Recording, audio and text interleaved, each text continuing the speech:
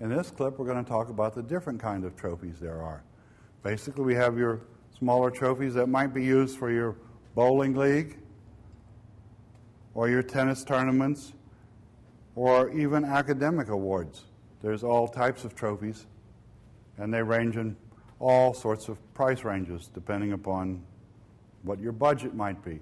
Other types of trophies that we use might be for retirements or people that are leaving and going on to other places. We find that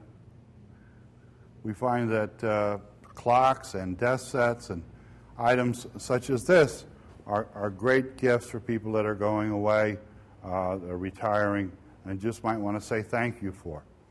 Other types of awards that we use are clocks, again, good for retirements and a very nice thank you award, and basic plaques that are used for all types of appreciation. Plaques run in all price ranges.